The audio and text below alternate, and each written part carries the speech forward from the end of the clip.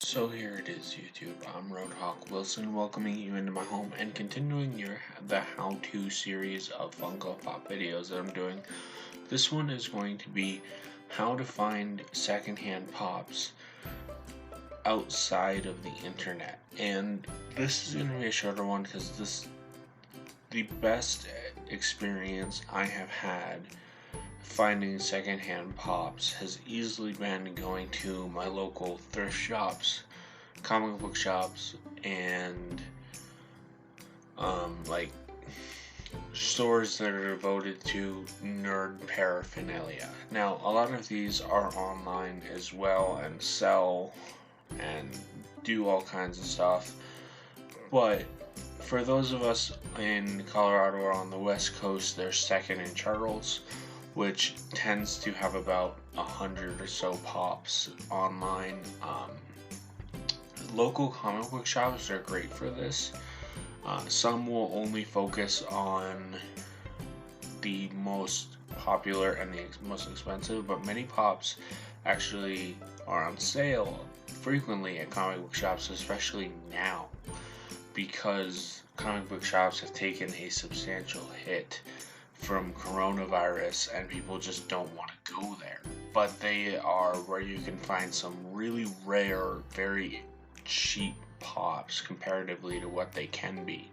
In fact, I have a local comic book shop, Hall of Justice, shout out to them, who is fantastic and often runs very rare props at very reasonable prices. And the next stop is thrift stores.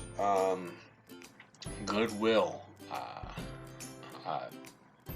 small family-run thrift stores, in my opinion, tend to be a little bit better than Goodwill. They tend to focus in on, stuff that's been donated. And you may question the validity of secondhand pops, but I actually have to say this is a great way to get some very rare pops, but at the same time get ones that people have forgotten about.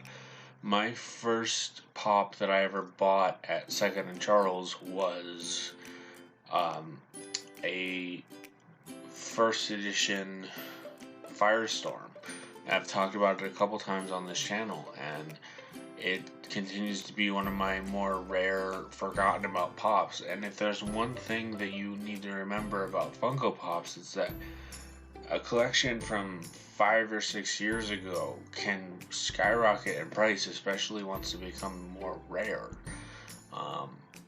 As such, secondhand pops are a great way to not only grow your collection and save money, but they're a great way to invest in Funko Pops. And in fact, I'm going to be doing a few videos on which pops to invest in and what new pops are out there if you guys want that, on a weekly basis, like my personal picks for what are going to be the big ones. Right now, I can give you a hint, it's going to be the Mandalorian pops dropping in November, which is this month, and they're already on most sites back ordered and heavily sought out. I have my first one coming. I just ordered another child Mandalorian pop, and I'm highly excited. They're incredible quality, and not all of them are going to be pristine condition. But with that, I'm going to wrap the video up here. Keep up the nerd stuff. Know that you guys are truly my people, and I will see you in another video. Bye.